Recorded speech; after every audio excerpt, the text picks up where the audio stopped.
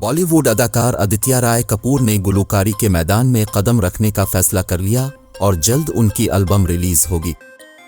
भारतीय मीडिया से गुफ्तगू में फिल्म आशिकी 2 से शोहरत की बुलंदियों पर पहुंचने वाले अदाकार आदित्य कपूर ने बताया कि वो अपनी म्यूजिक एल्बम पर काम कर रहे और वो जल्द मंजर आम पर आ जाएगी। उनका कहना था कि म्यूजिक हमेशा से उनका जुनून रहा है और वो अब गुलकारी में अपना करियर बनाने के लिए बहुत संजीदा कोशिश कर रहे हैं। आदित्य कपूर ने इस बात का इंकिशाफ भी किया कि वो दी नाइट मैनेजर की रिकॉर्डिंग के दौरान स्टूडियो में आशिकी फिल्म के गाने गाया करते थे। अदाकार की कुछ वीडियोस सोशल मीडिया पर वायरल हुई हैं जिसमें वो एक गिटार के साथ गाते हुए नजर आते हैं।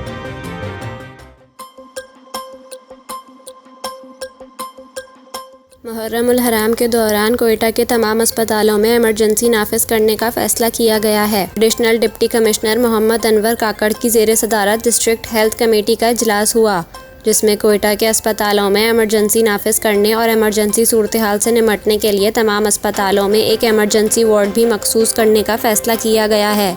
इस हवाले से अस्पतालों में डॉक्टरों और तिबई अमले समेत तमाम मुलाजमीन की छुट्टियां मनसूख करते हुए अपनी ड्यूटी पर मौजूदगी यकीनी बनाने की हिदायत भी की गई है। इसके अलावा शहर के मुख्तलिफ मुकामात पर 10 एम्बुलेंसेज हाई अलर्ट रहेंगी, जबकि अलमदार रोड और बादशाह खान चौक समेत दीगर मुकामात पर कैंप भी लगाए जाएंगे। मुहर्रम के दौरान ट्रॉमा सेंटर में 24 घंटे इमरजेंसी नाफिज रखने का फैसला भी किया गया, जबकि सूबाई डिज़ास्टर मैनेजमेंट अथॉरिटी की एम्बुलेंसेज भी हाई अलर्ट पर होंगी। इसके अलावा शहर में नस्ब तमाम CCTV कैमरे दुरुस्त हालत में रखे जाएंगे।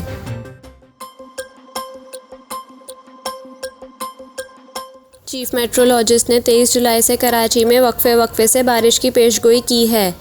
सरदार सरफराज ने कहा कि 23 और 24 जुलाई को कराची समेत सिंध के दीगर अजला में तेज़ बारिश का इम्कान है और ये स्पेल 25 और 26 जुलाई तक वक्फे से जारी रह सकता है। सरदार सरफराज ने कहा कि उम्मीद है दूसरे स्पेल में कराची में अच्छी बारिश होगी, ताहम सूबे में यौम आशूर पर बारिशों का इम्कान नहीं है। चीफ मेट्रोलॉजिस्ट का कहना था कि 9 और 10 मुहर्रम को शुमाल मशरकी पंजाब में बारिशों का अच्छा स्पेल मुतवक्के है, जबकि 9 और 10 मुहर्रम को इस्लामाबाद, रावलपिंडी, जेहलम और दीगर इलाकों में बारिशें मुतवक्के हैं। दूसरी जानिब मौसमियाती तज्ज़ियाकार जवाद मेमन ने कहा है कि भारतीय गुजरात के करीब मौजूद सर्कुलेशन के बायस कराची में समंदरी हवाएं मुतासर हो रही हैं, जिसके बायस कराची में आज हब्स महसूस किया जा रहा है। उन्होंने कहा कि दोपहर में कराची के मुख्तलिफ इलाकों में हल्की से मुअत्तदल बारिश हो सकती है, जबकि शहर के मशरकी और शुमाली इलाकों में भी बारिश का इम्कान है। मौसमियाती तज्ज़ियाकार के मुताबिक बहरा अरब से बादल शहर की जानिब आ सकते हैं, जिसके बायस 23 जुलाई तक वक्फे से बारिश का इम्कान रहेगा।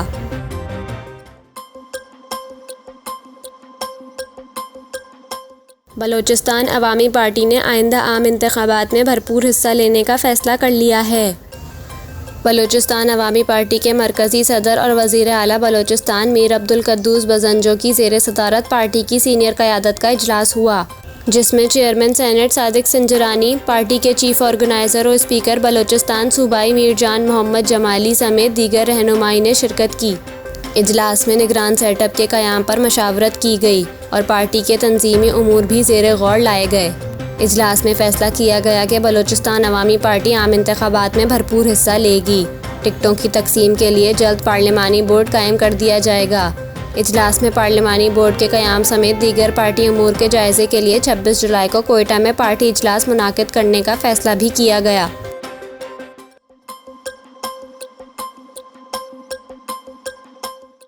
रेगी मॉडल टाउन की पुलिस नाकाबंदी पर दहशतगर्दों ने एक बार फिर थर्मल वेपन्स का इस्तेमाल किया, जिससे 2 पुलिस एहलकार शहीद और 2 ज़ख्मी हो गए।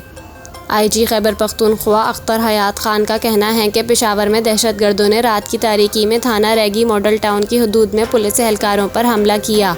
हमले में एक बार फिर दहशतगर्दों ने थर्मल विजन, स्नाइपर और M4 राइफल्स का इस्तेमाल किया।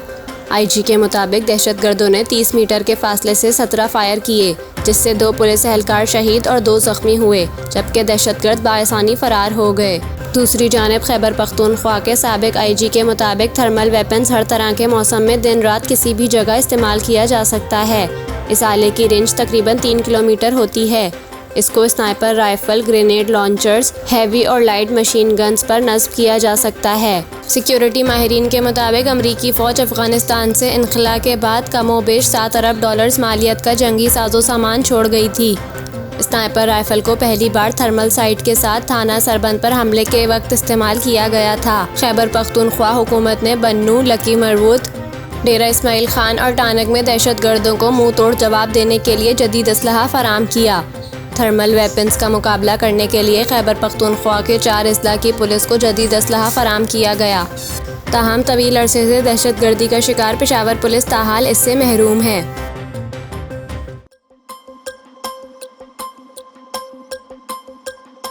वज़ीर आज़म शहबाज शरीफ ने स्वीडन में कुरान पाक की बेहुरमती के वाक़े की शदीद मज़म्मत की है। वज़ीर आज़म शहबाज शरीफ ने अपने बयान में कहा कि OIC के प्लेटफॉर्म से इस शैतानियत की तदराक की मुश्तरका हिकमत अमली बनाएंगे।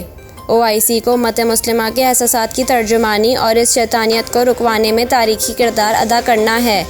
तौरात, इंजील और कुरान करीम की बेहुरमती की इजाज़त देने के फ़ैसले को तब्दील करने की मुहिम चलाएंगे। वज़ीर आज़म ने कहा कि मुक़द्दस किताबों, हस्तियों और शायर की बेहुरमती इजहार की नहीं, दुनिया को मुस्तकिल आज़ार देने की आज़ादी है। इन वाक़यात का तसलसल और तरतीब सबूत है कि ये इजहार का नहीं बल्कि सियासी और शैतानी एजेंडे का हिस्सा है। वज़ीर आज़म शहबाज शरीफ का कहना था कि पूरे आलम इस्लाम और मसीही दुनिया को मिलकर इस साजिश को रोकना होगा। शैतान के पैरोकार इस किताब की बेहुरमती कर रहे हैं जिसने इंसानों को इज्जत दी, हुकूक और रहनुमाई दी। तौरात और इंजील की बेहुरमती की इजाज़त देने के फ़ैसले से बेहुरमती करने वालों की हौसला अफजाई हुई। शहबाज शरीफ ने मज़ीद कहा कि ये नफ़रत का फ़रोग़ है जिसकी आलमी कानून इजाज़त नहीं देता। मजहबी जज्बात भड़काने, इश्तियाल अंगेज़ी, दहशतगर्दी और तशद्दुद पर उकसाने के ये रवैये दुनिया के अमन के लिए मोहलक हैं। ये रवैये कानूनी और इखलाकी दोनों लिहाज से ही शदीद काबिल नफ़रत और काबिल मुज़म्मत हैं।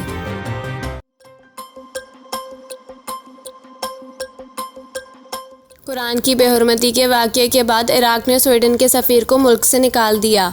गुज़िश्ता रोज़ स्वीडन में रिहाइश पजीर इराक़ी मलून शहरी सिल्वान मोमिका की जानिब से एक बार फिर कुरान पाक की बेहुरमती की गई और इराक़ी परचम की भी तज़लील की गई।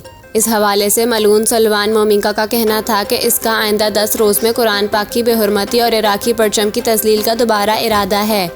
दूसरी जानिब तौहीन कुरान पाक के मामले पर इराक़ी दारुल हुकूमत बगदाद में सैकड़ों मुश्तइल अफराद ने धावा बोलते हुए स्वीडन का सिफारत खाना जला दिया, जबकि कुरान की बेहुरमती पर इराक़ ने स्वीडन के सफ़ीर को मुल्क से निकाल दिया।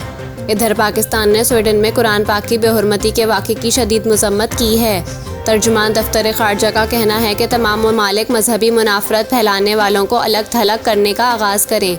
इसके अलावा लेबनान की तंजीम हज़बुल्लाह के सरबराह हसन नसरुल्लाह ने लेबनान समेत तमाम मुस्लिम ममालिक से स्वीडन के सफारतकारों को निकालने और अपने सफ़ीर वापस बुलाने का मुतालबा किया है।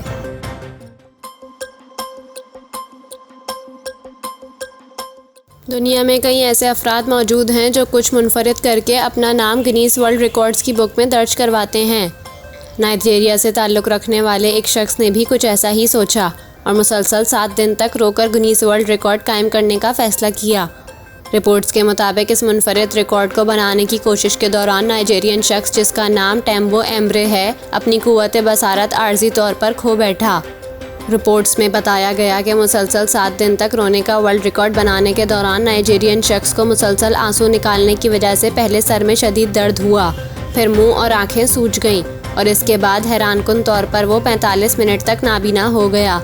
ताहम कुछ देर के बाद इसे दिखाई देने लगा। टेम्बो एम्ब्रे ने बताया कि इसने अभी गिनीज वर्ल्ड रिकॉर्ड्स के हुक्काम को अपनी इस कोशिश के बारे में इत्तला नहीं दी थी, इसलिए ये कोशिश शुमार नहीं की जाएगी। ताहम वो दोबारा तवील वक्त तक मुसलसल रोने का रिकॉर्ड बनाने की कोशिश करेगा। इन दिनों नाइजीरियन अफराद गिनीज वर्ल्ड रिकॉर्ड्स की किताब में अपना नाम दर्ज करवाने के लिए मुनफरिद और हैरत अंगेज़ काम कर रहे हैं। रिपोर्ट्स के मुताबिक गुज़िश्ता दिनों नाइजीरियन खातून ने तकरीबन 100 घंटों तक मुसलसल खाना पकाने का वर्ल्ड रिकॉर्ड कायम किया था।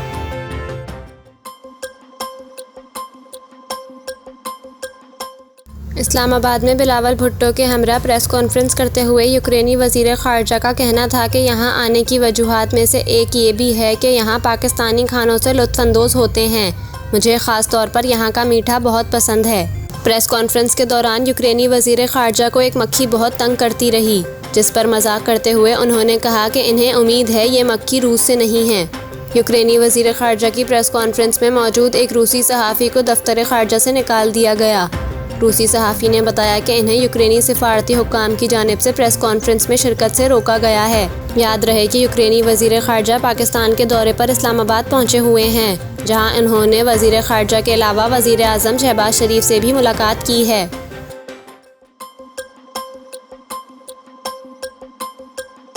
पाकिस्तान के top javelin thrower Arshad Nadeem world championship में शिरकत करेंगे। वर्ल्ड एथलेटिक्स चैंपियनशिप हंगरी में 19 से 27 अगस्त तक खेली जाएगी। अरशद नदीम इवेंट में पाकिस्तान की जानिब से क्वालिफाई करने वाले वाहिद प्लेयर हैं। एथलेटिक्स फेडरेशन ऑफ पाकिस्तान के सेक्रेटरी मोहम्मद ज़फ़र ने अरशद की शिरकत की तस्दीक कर दी। मोहम्मद ज़फ़र का कहना है कि अरशद नदीम फिट हो चुके हैं और इवेंट के लिए ट्रेनिंग कर रहे हैं। वाज़ेह रहे कि अरशद नदीम इंजरी की वजह से हाल ही में एशियन चैंपियनशिप में हिस्सा नहीं ले सके थे। हंगरी में होने वाली वर्ल्ड एथलेटिक्स में जेवेलियन थ्रो का पहला राउंड 25 अगस्त और फाइनल 27 अगस्त को होगा। एथलेटिक्स फेडरेशन चैंपियनशिप में अरशद नदीम अच्छे नताइज के लिए पुरुमीद हैं। अरशद नदीम जेवेलियन थ्रो की आलमी रैंकिंग में 5वें पोजीशन पर हैं। पाकिस्तानी थ्रोअर ने गुज़िश्ता साल कॉमनवेल्थ गेम्स और इस्लामिक गेम्स में गोल्ड मेडल जीता था। गुज़िश्ता साल होने वाली वर्ल्ड एथलेटिक्स चैंपियनशिप में अरशद की 5वीं पोजीशन रही थी।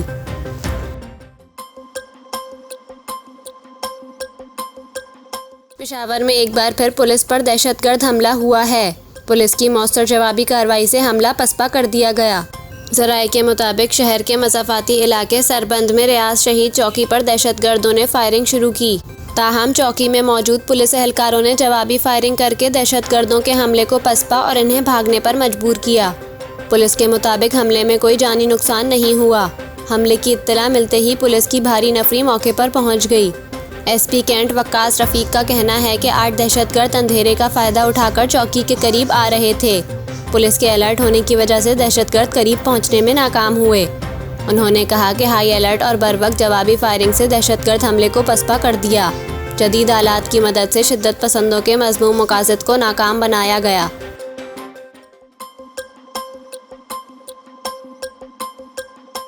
अदाकारा फ़हीमा ऐवान का कहना है कि वो उम्रे के लिए हरम शरीफ में मौजूद थीं जब इन्हें शौहर के इंतकाल की खबर मिली। अदाकारा हाल ही में एक निजी टीवी के प्रोग्राम में शरीक हुईं, जिस दौरान उन्होंने 1 साल कबल शौहर की वफ़ात के वाक़ये पर बात की। दौरान शो फ़हीमा ऐवान ने फैसल से शादी का किस्सा सुनाते हुए बताया कि शादी से पहले मेरी नंद आयशा से मेरी बहुत अच्छी दोस्ती थी। फिर आयशा ने ही मुझे अपने भाई से ज़बरदस्ती मिलवा दिया। इसके बाद हमारा जल्द ही निकाह हो गया।